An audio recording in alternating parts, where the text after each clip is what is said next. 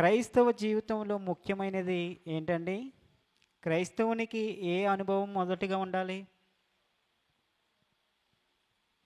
క్రైస్తవునికి ఏది మొదటిగా ఉండాలి? ఎవరు చెప్పారండి? ప్రార్థన. నిజమంటారా కాదంటారా? క్రైస్తవ జీవితంలో మొదటిగా ఉండవలసింది ఏంటండి? ప్రార్థన చేసే అనుభవం. ఇప్పుడు మన దేవుని పిలుపు, సహవాసము మొదటి ప్రాముఖ్యత ఏంటండి? మంద కూడా ఏకాంతపు ప్రార్థన లేదా పాపపు ఒప్పుకోలు ప్రార్థన. మొదటిగా క్రైస్తవునికి కావాల్సింది ఇదే, ప్రార్థన చేసే అనుభవం ఉండాలి. దేవుడు మన కొరకు పరమును వీడి భూలోకానికి వచ్చినప్పుడు ఆయన ఏం చేశారండి? ఆయన కూడా ప్రార్థన చేశారు. తండ్రికి ఎన్నో మార్లు ప్రార్థన చేశారు. ఇప్పుడు ఇక్కడ ఉన్న వారందరూ ప్రార్థన చేస్తున్నారంటారా? అందరు కూడా ఏదో సమయంలో ప్రార్థన చేస్తారు. చేయట్లేదని అంటట్లేదండి, ఏదో సమయంలో చేస్తాం. ముఖ్యంగా మనం చేసేది ఎప్పుడు? ఉదయాన్నే లేచిన వెంటనే అయిపోద్ది, ఒక నిమిషంలో. మళ్ళీ తినేటప్పుడు చేస్తాం. అయితే కొన్నిసార్లు కొన్ని ప్రాముఖ్యమైన విషయముల గురించి ప్రార్థన చేస్తాం. ప్రార్థన చేసినప్పుడు దేవుని దగ్గర నుండి సమాధానము మనకి రాదు. అయితే కొన్ని విషయాల్లో మనము ప్రార్థన ఏ రకంగా చేస్తున్నాం, మనం ఏ రకంగా ప్రార్థన చేయాలి, నేను ప్రార్థన గురించి చాలా అంశంలో చెప్పాను.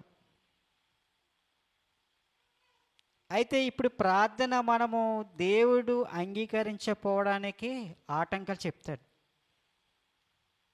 అంటే మన ప్రార్థన దేవుడు ఎందుకు అంగీకరించట్లేదు అంటే కొన్ని ఆటంకములు ఉన్నాయి. ఆ ఆటంకాలు ఏంటి? మొదటిది చూద్దాం, చూడండి. యాకోబు గారు రాసిన పత్రిక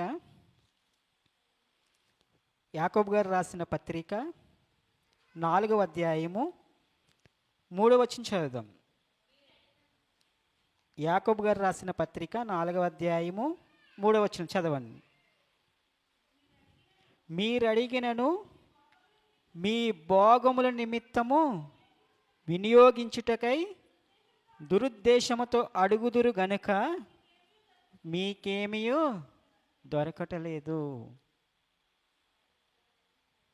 మన ప్రార్థన దేవుని దగ్గరికి వెళ్ళకపోవడానికి కారణం ఏంటంటే, మొదటిది మనం ఎలా చేస్తున్నామంట, మనం ఎలా అడుగుతున్నామంట? దురుద్దేశముతో అడుగుతున్నారు కనుక మీకేమీ దొరకట్లేదు, మీకేమీ జవాబు రావట్లేదు అని ఇక్కడ యాకోబు గారు రాశారు ఈ పత్రికలో. మీరడిగినను మీ భోగముల నిమిత్తము వినియోగించుకున్నట్టుకై దురుద్దేశముతో అడుగుదురు గనుక మీకేమీ దొరకట్లేదు. మరి చాలామంది ప్రార్థన అలా చేస్తారంటారా? చేస్తారని కొంతమంది దురుద్దేశంతోనే అడుగుతారు. మీరు అడగట్లేదా? చాలామంది అలాగే అడుగుతారు. అయితే ఆ దురుద్దేశం ఉన్నంతసేపు మనకి ఏమీ దొరకదంట, ఫలితము ఉండదు, ఏమీ కూడా మనకి దొరకదు. చూడండి, సమయం లేదు కాబట్టి నేను త్వరగా వెళ్తాను. రెండవది యెహెజ్కేలు రాసిన గ్రంథము 14వ అధ్యాయము. యెహెజ్కేలు రాసిన గ్రంథము 14వ అధ్యాయము 3వ వచనం చదువుదాం.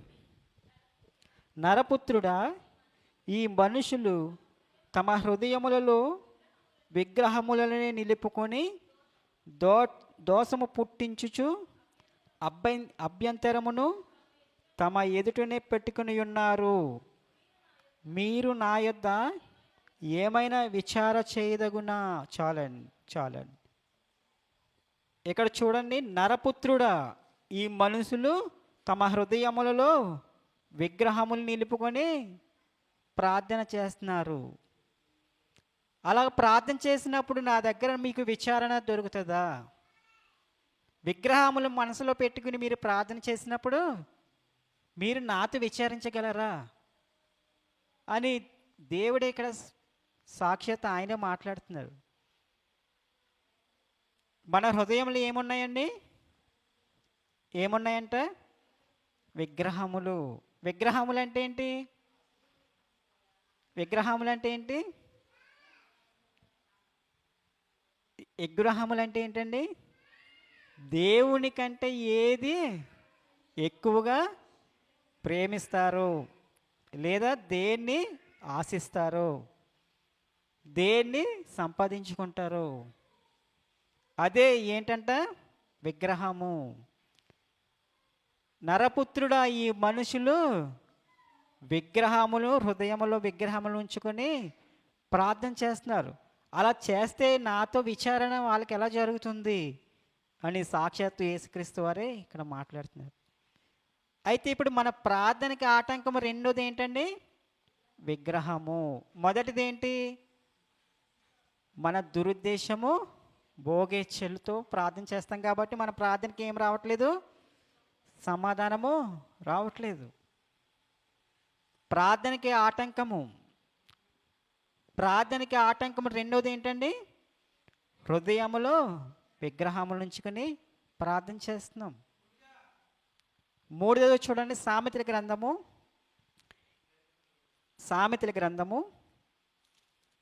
28వ అధ్యాయము 9వ వచనం. సామెతల గ్రంథము 28వ అధ్యాయము 9వ వచనం. ధర్మశాస్త్రము వినబడకుండా చెవిని తొలగించుకొని వాని ప్రార్థన హేయము. చాలండి. ఇక్కడ ప్రార్థనకి మరో ఆటంకం ఏంటండి? ధర్మశాస్త్రం అంటే వాక్యము. వాక్యము వినకుండా చేసే ప్రార్థన దేవునికి ఏమవుతుందండి? హేయము. మన ప్రార్థనకి మరొక ఆటంకము, మనం వాక్యం వినకుండా ప్రార్థన చేస్తున్నామంట. వాక్యం వినకుండా ప్రార్థన చేస్తే అది ఏమవుతుందండి? హేయమవుతుంది. అంటే వాక్యం వినాలి, ప్రార్థన కూడా చేయాలి. ఇప్పుడు మన ప్రార్థనకి ఆటంకములు ఏంటండి? 3 చెప్పాను. మొదటిది ఏంటి? దురుద్దేశము, భోగేచ్ఛలతో ప్రార్థన చేస్తాం కాబట్టి దేవుడి మన ప్రార్థన అంగీకరించట్లేదు. రెండవది, మన హృదయములో విగ్రహముతో నింపుకొని ఏం చేస్తున్నాము? ప్రార్థన చేస్తున్నాం కాబట్టి మనకి జవాబు దొరకట్లేదు. మూడవది ఏంటి? ధర్మశాస్త్రం అంటే వాక్యము వినకుండా, క్రమము వినకుండా, క్రమము పాటించకుండా మన ప్రార్థన చేస్తే దేవుడు అంగీకరించడు. చివరిదిగా నేను ముగించేస్తాను. చూడండి, మార్కు సువార్త 11వ అధ్యాయము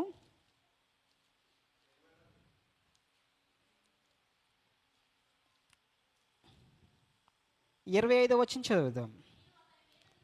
మీరు ఒకని మీద విరోధం ఏమైనా కలిగి ఉన్న ఎడల మీరు నిలువబడి ప్రార్థన చేయనప్పుడెల్లను వారిని క్షమించుడి. చాలండి. మీరు ఒకని మీద విరోధం ఏమైనా కలిగి ఉన్న ఎడల మీరు నిలబడి ప్రార్థన చేయనప్పుడెల్లను వారిని క్షమించుడి. మరి మనం అందరం క్షమిస్తున్నామంటారండి? క్షమించే మనసు ఉందండి మనకి? రాత్రి మనం ఏం చేసాం? అందరూ క్షమాపణలు కోరుకున్నాం. క్షమాపణలు అంటే నాకు గుర్తొచ్చింది, ఇక్కడ మనం ఒప్పుకున్నప్పుడు చాలామంది నవ్వుతున్నారండి. అవునా కదండి? చాలామంది నవ్వుతున్నారు. అంటే మనం ఏదో పెద్ద ఘనకార్యాలు చేసినట్టు, ఏదో సాధించేసినట్టు నవ్వుతూ ఒప్పుకుంటున్నాం. అంటే ఒప్పుకునే వాళ్ళు ఎలా ఒప్పుకోవాలి? అసలు వణుకుతూ దేవుని సన్నిధిలో కన్నీరు విడిచొచ్చు. అంటే మనం ఏం చేస్తున్నాం? చేసిన అతిక్రమంలో ఒప్పుకుంటున్నాం.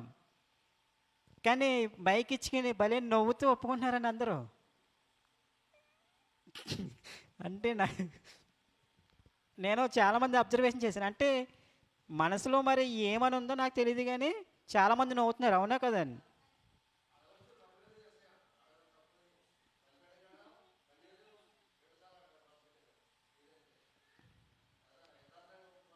యథార్థతలు ఒప్పుకున్నప్పుడు మన మనసు ఏం చేయాలండి? అసలు మనసులో చాలా బాధ ఉంటుంది. అంటే చేసిన దాన్ని ఒప్పుకుంటున్నాం.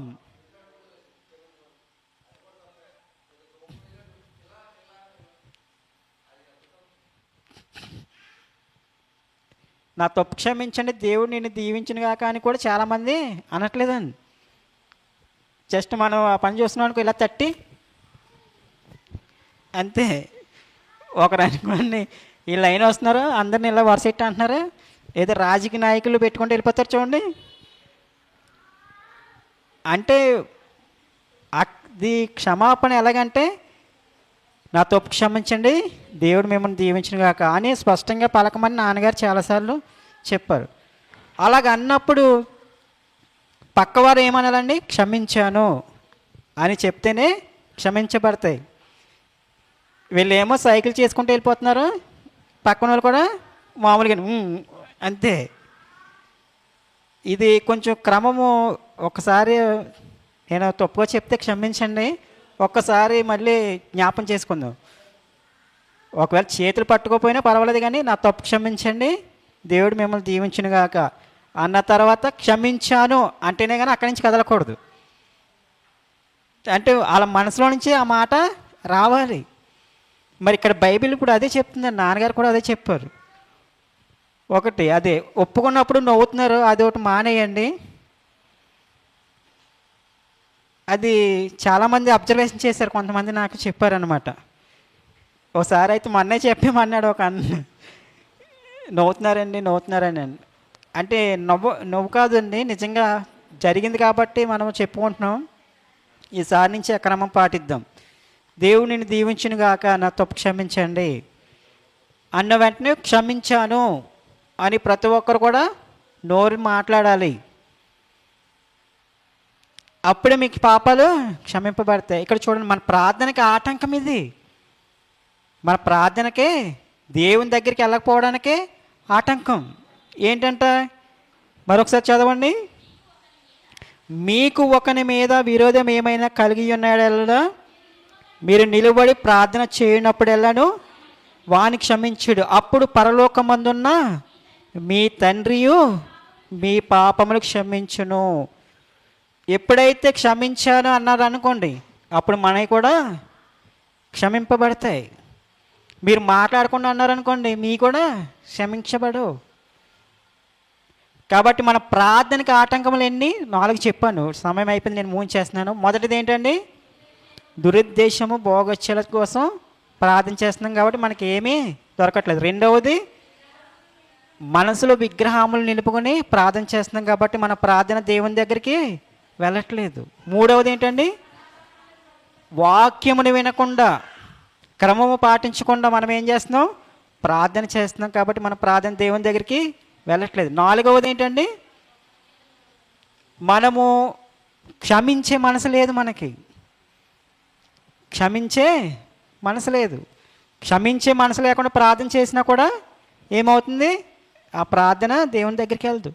ఇంకొక మాట ఉంటుంది, మీరు బలిపీఠం మీద బలి అర్పించినప్పుడు ఒకరి మీద విరోధం ఏమైనా మీకు ఉన్న ఎడల అది గుర్తుకొచ్చినప్పుడు ఏం చేయాలంటండి?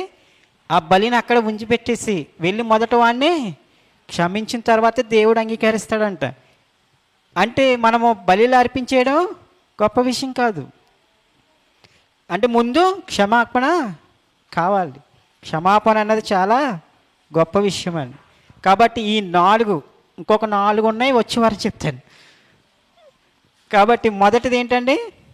భోగేచ్ఛలు, దురుద్దేశాల కోసం మనం ప్రార్థన చేస్తున్నాం కాబట్టి మన ప్రార్థన దేవుడు అంగీకరించట్లేదు. రెండవది, విగ్రహములు మనం మనసులో పెట్టుకుని ప్రార్థన చేస్తున్నాం కాబట్టి దేవుడు వినట్లేదు. మూడవది, వాక్యము వినకుండా మనం ప్రార్థన చేస్తున్నాం కాబట్టి దేవుడు మన ప్రార్థన వినట్లేదు.